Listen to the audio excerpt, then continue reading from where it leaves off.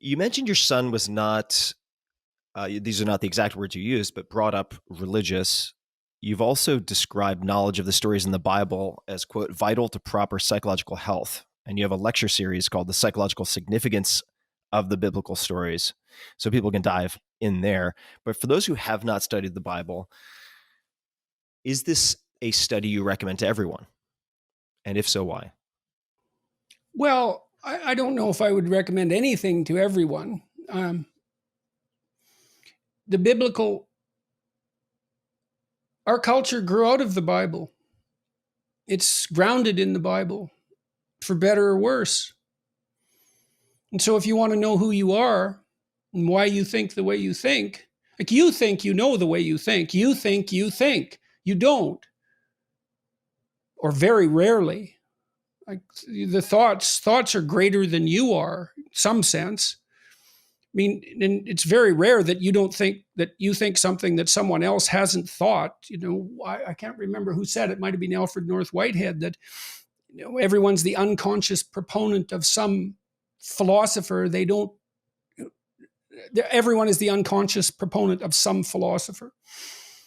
So now, thought exists in a hierarchy. Value, especially in relationship to value, and the more profound the thought, the more it deals with fundamental values. And a fundamental value is one upon which many other values depend. That's like the technical definition of a hierarchy. I can give you an example. So, for example, imagine you're in a committed relationship, and you and your wife have an arrangement to do the dishes, and it's her turn, and she doesn't do them. Well, that's a minor league ontological shock because well, it has implications possibly for her honesty, and perhaps not. Maybe she was tired that night. God only knows. But it's a deviation from what's expected. And, generally those things are knitted up pretty quickly. And whether or not your wife does the dishes when she's supposed to once really doesn't destabilize you that much because not much else depends on it. Now, if she did it 10 times or something like that, well, then you might start to question her commitment to your agreements. And then you might question her honesty. And then you might question your relationship. And, you can go down a rabbit hole pretty quickly. But if your partner has an affair, that tends to be quite a shock because you've modeled your plans for behavior and even for perception of the world on the assumption of fidelity.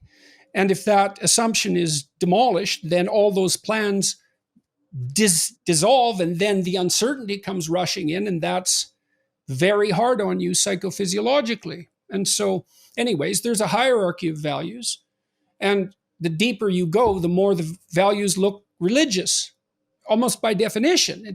In fact, you could say that that's a definition: is that the deepest values are religious. This is something I tried to impress upon Sam Harris. Now, he didn't like the terminology religious, but to me, it doesn't really matter because you could replace it with, okay, deep then, like have it your way.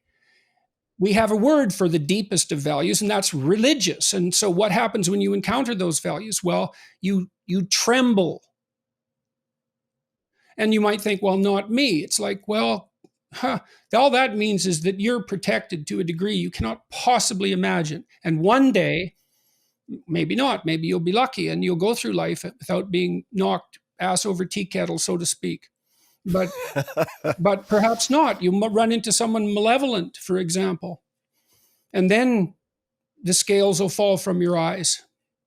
So, anyways, the deepest values are religious, and our religious document is the Bible, and the Bible is an absolute mystery.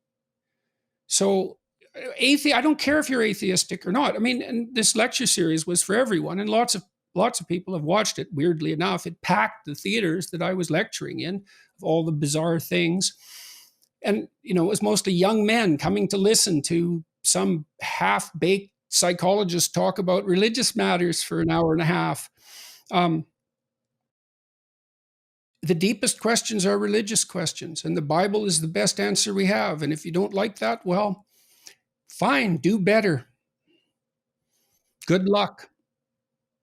I mean, there's wisdom in that book it's unbelievable. The story of Cain and Abel. I have a whole lecture on Cain and Abel.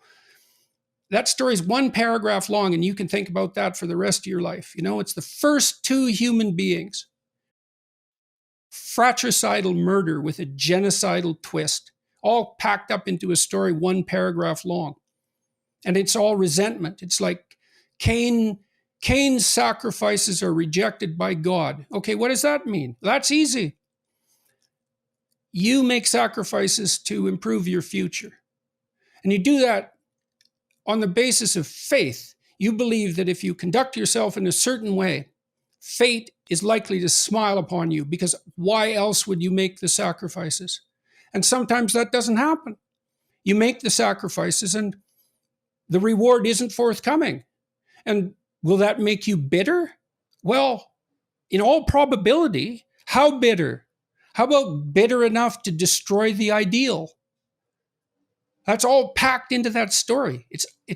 I don't understand it. I don't understand how that's possible. I have a hypothesis, that a scientific hypothesis is, as a story is transmitted across time, everything that's superfluous gets stripped away because it's not memorable. And then all that happens after thousands of years of playing telephone is that what's absolutely not forgettable is retained.